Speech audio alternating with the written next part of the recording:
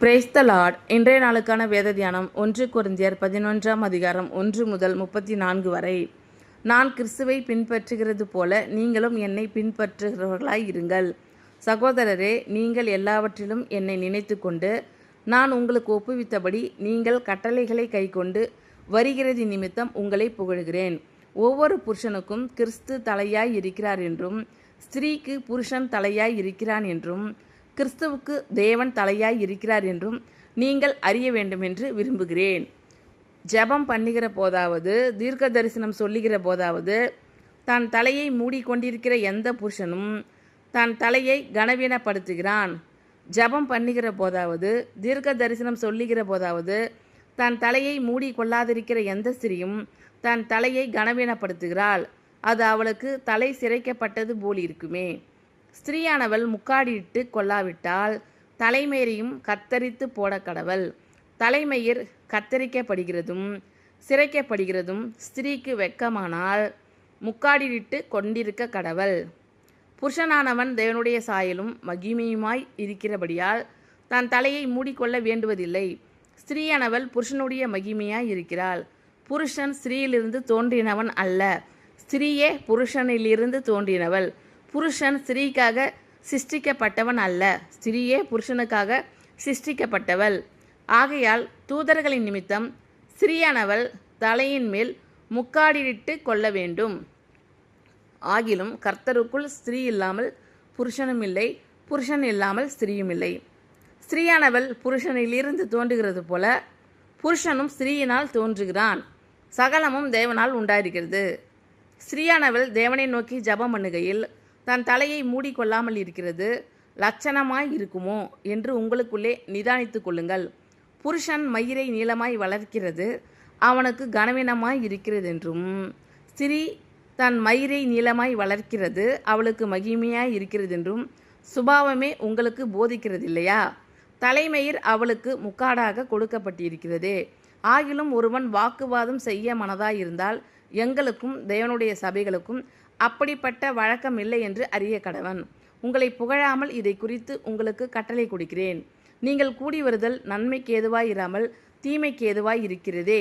முதலாவது, நீங்கள் சபையிலே கூடி வந்திருக்கும் போது உங்களில் பிரிவினைகள் உண்டென்று கேள்விப்படுகிறேன். அதில் சிலவற்றை நம்புகிறேன். உங்களில் உத்தமர்கள் இன்னார் என்று வெளியாகும்படிக்கு மார்க்க பேதங்களும் உங்களுக்குள்ளே உண்டாயிருக்க வேண்டியதே. நீங்கள் ஓரிடத்தில் கூடி வரும்போது அவனவன் தன் தன் சொந்த போஜனத்தை முந்தி சாப்பிடுகிறான். ஒருவன் பசியாய் இருக்கிறான், ஒருவன் வெறியாய் இருக்கிறான். இப்படி செய்கிறது கர்த்தருடைய ராபோஜனம் பண்ணுதல் அல்லவே. புசிக்கிறதற்கும் குடிக்கிறதற்கும் உங்களுக்கு வீடுகள் இல்லையா?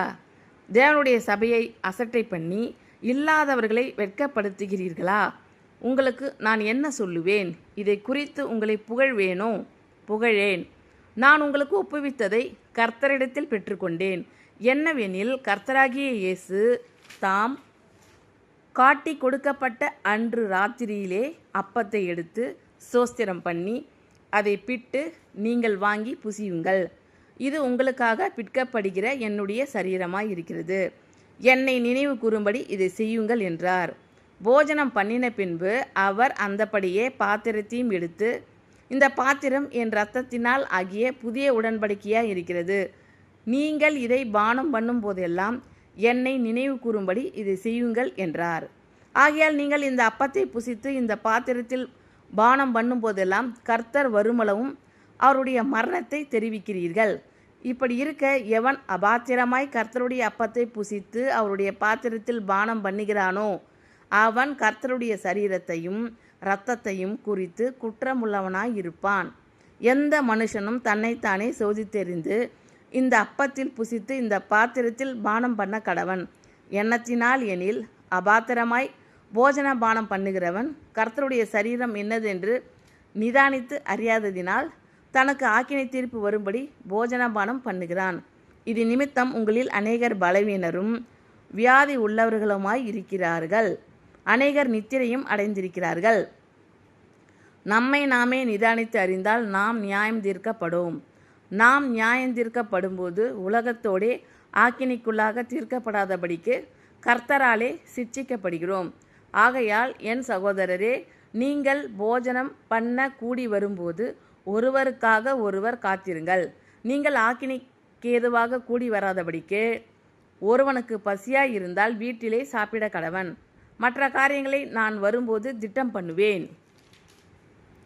நான் கிறிஸ்துவை பின்பற்றுகிறது போல நீங்களும் என்னை பின்பற்றுகிறவர்களாய் இருங்கள். சகோதரரே, நீங்கள் எல்லாவற்றிலும் என்னை நினைத்து கொண்டு நான் உங்களுக்கு ஒப்புவித்தபடி நீங்கள் கட்டளைகளை கைக்கொண்டு வருகிறது நிமித்தம் உங்களை புகழ்கிறேன். ஒவ்வொரு புருஷனுக்கும் கிறிஸ்து தலையாய் இருக்கிறார் என்றும், ஸ்திரீக்கு புருஷன் தலையாய் இருக்கிறான் என்றும், கிறிஸ்துவுக்கு தேவன் தலையாய் இருக்கிறார் என்றும் நீங்கள் அறிய வேண்டும் என்று விரும்புகிறேன். ஜெபம் பண்ணுகிற போதாவது, தீர்க்க தரிசனம் சொல்லுகிற போதாவது, தன் தலையை மூடிக்கொண்டிருக்கிற எந்த புருஷனும் தன் தலையை கனவீனப்படுத்துகிறான். ஜெபம் பண்ணுகிற போதாவது, தீர்க்க தரிசனம் சொல்லுகிற போதாவது, தன் தலையை மூடிக்கொள்ளாதிருக்கிற எந்த ஸ்திரீயும் தன் தலையை கனவீனப்படுத்துகிறாள். அது அவளுக்கு தலை சிரைக்கப்பட்டது போலிருக்குமே. ஸ்திரீயானவள் முக்காடியிட்டு கொள்ளாவிட்டால் தலைமயிரையும் கத்தரித்து போடக்கடவள். தலைமயிர் கத்தரிக்கப்படுகிறதும் சிரைக்கப்படுகிறதும் ஸ்திரீக்கு வெட்கமானால் முக்காடியிட்டு கொண்டிருக்க கடவள். புருஷனானவன் தேவனுடைய சாயலும் மகிமையுமாய் இருக்கிறபடியால் தன் தலையை மூடிக்கொள்ள வேண்டுவதில்லை. ஸ்திரீயானவள் புருஷனுடைய மகிமையாய் இருக்கிறாள். புருஷன் ஸ்திரீயிலிருந்து தோன்றினவன் அல்ல, ஸ்திரீயே புருஷனிலிருந்து தோன்றினவள். புருஷன் ஸ்திரீக்காக சிருஷ்டிக்கப்பட்டவன் அல்ல, ஸ்திரீயே புருஷனுக்காக சிருஷ்டிக்கப்பட்டவள். ஆகையால் தூதர்களின் நிமித்தம் ஸ்திரீயானவள் தலையின் மேல் முக்காடிட்டு கொள்ள வேண்டும். ஆகிலும் கர்த்தருக்குள் ஸ்திரீ இல்லாமல் புருஷனும் இல்லை, புருஷன் இல்லாமல் ஸ்திரீயும் இல்லை. ஸ்திரீயானவள் புருஷனிலிருந்து தோன்றுகிறது போல புருஷனும் ஸ்திரீயினால் தோன்றுகிறான். சகலமும் தேவனால் உண்டாயிருக்கிறது. ஸ்திரீயானவள் தேவனை நோக்கி ஜெபம் பண்ணுகையில் தன் தலையை மூடிக்கொள்ளாமல் இருக்கிறது லட்சணமாய் இருக்குமோ என்று உங்களுக்குள்ளே நிதானித்து கொள்ளுங்கள். புருஷன் மயிரை நீளமாய் வளர்க்கிறது அவனுக்கு கனவீனமாய் இருக்கிறதென்றும், ஸ்திரீ தன் மயிரை நீளமாய் வளர்க்கிறது அவளுக்கு மகிமையாய் இருக்கிறதென்றும் சுபாவமே உங்களுக்கு போதிக்கிறது இல்லையா? தலைமயிர் அவளுக்கு முக்காடாக கொடுக்கப்பட்டிருக்கிறதே. ஆகிலும் ஒருவன் வாக்குவாதம் செய்ய மனதாயிருந்தால் எங்களுக்கும் தேவனுடைய சபைகளுக்கும் அப்படிப்பட்ட வழக்கம் இல்லை என்று அறிய கடவன். உங்களை புகழாமல் இதை குறித்து உங்களுக்கு கட்டளை கொடுக்கிறேன். நீங்கள் கூடி வருதல் நன்மைக்கு ஏதுவாய் இராமல் தீமைக்கு ஏதுவாய் இருக்கிறதே. முதலாவது, நீங்கள் சபையிலே கூடி வந்திருக்கும்போது உங்களில் பிரிவினைகள் உண்டென்று கேள்விப்படுகிறேன். அதில் சிலவற்றை நம்புகிறேன். உங்களில் உத்தமர்கள் இன்னார் என்று வெளியாகும்படிக்கு மார்க்க பேதங்களும் உங்களுக்குள்ளே உண்டாயிருக்க வேண்டியதே. நீங்கள் ஓரிடத்தில் கூடி வரும்போது அவனவன் தன் தன் சொந்த போஜனத்தை முந்தி சாப்பிடுகிறான். ஒருவன் பசியாய் இருக்கிறான், ஒருவன் வெறியாய் இருக்கிறான். இப்படி செய்கிறது கர்த்தருடைய ராபோஜனம் பண்ணுதல் அல்லவே. புசிக்கிறதற்கும் குடிக்கிறதற்கும் உங்களுக்கு வீடுகள் இல்லையா? தேவனுடைய சபையை அசட்டை பண்ணி இல்லாதவர்களை வெட்கப்படுத்துகிறீர்களா? உங்களுக்கு நான் என்ன சொல்லுவேன்? இதை குறித்து உங்களை புகழ்வேனோ? புகழேன். நான் உங்களுக்கு ஒப்புவித்ததை கர்த்தரிடத்தில் பெற்றுக்கொண்டேன். என்னவெனில், கர்த்தராகிய இயேசு தாம் காட்டி கொடுக்கப்பட்ட அன்று ராத்திரியிலே அப்பத்தை எடுத்து சோஸ்திரம் பண்ணி அதை பிட்டு, நீங்கள் வாங்கி புசியுங்கள், இது உங்களுக்காக பிற்கப்படுகிற என்னுடைய சரீரமாய் இருக்கிறது, என்னை நினைவு கூறும்படி இதை செய்யுங்கள் என்றார். போஜனம் பண்ணின பின்பு அவர் அந்தபடியே பாத்திரத்தையும் எடுத்து, இந்த பாத்திரம் என் இரத்தத்தினால் ஆகிய புதிய உடன்படிக்கையாய் இருக்கிறது. நீங்கள் இதை பானம் பண்ணும் போதெல்லாம் என்னை நினைவு கூறும்படி இதை செய்யுங்கள் என்றார். ஆகையால் நீங்கள் இந்த அப்பத்தை புசித்து இந்த பாத்திரத்தில் பானம் பண்ணும் போதெல்லாம் கர்த்தர் வருமளவும் அவருடைய மரணத்தை தெரிவிக்கிறீர்கள். இப்படி இருக்க எவன் அபாத்திரமாய் கர்த்தருடைய அப்பத்தை புசித்து அவருடைய பாத்திரத்தில் பானம் பண்ணுகிறானோ அவன் கர்த்தருடைய சரீரத்தையும் இரத்தத்தையும் குறித்து குற்றமுள்ளவனாய் இருப்பான். எந்த மனுஷனும் தன்னைத்தானே சோதித்தறிந்து இந்த அப்பத்தில் புசித்து இந்த பாத்திரத்தில் பானம் பண்ண கடவன். எண்ணத்தினால் எண்ணில் அபாத்திரமாய் போஜன பானம் பண்ணுகிறவன் கர்த்தருடைய சரீரம் இன்னதென்று நிதானித்து அறியாததினால் தனக்கு ஆக்கினை தீர்ப்பு வரும்படி போஜன பானம் பண்ணுகிறான். இது நிமித்தம் உங்களில் அநேகர் பலவீனரும் வியாதி உள்ளவர்களுமாய் இருக்கிறார்கள், அநேகர் நித்திரையும் அடைந்திருக்கிறார்கள். நம்மை நாமே நிதானித்து அறிந்தால் நாம் நியாயம் தீர்க்கப்படும். நாம் நியாயம் தீர்க்கப்படும்போது உலகத்தோடே ஆக்கினைக்குள்ளாக தீர்க்கப்படாதபடிக்கு கர்த்தராலே சிட்சிக்கப்படுகிறோம். ஆகையால் என் சகோதரரே, நீங்கள் போஜனம் பண்ண கூடி வரும்போது ஒருவருக்காக ஒருவர் காத்திருங்கள். நீங்கள் ஆக்கினைக்கு ஏதுவாக கூடி வராதபடிக்கு ஒருவனுக்கு பசியாயிருந்தால் வீட்டிலே சாப்பிட கடவன். மற்ற காரியங்களை நான் வரும்போது திட்டம் பண்ணுவேன். ஆமீன். Thank you Lord. கர்த்தர் உங்கள் அனைவரையும் ஆசீர்வதிப்பாராக. God bless you all.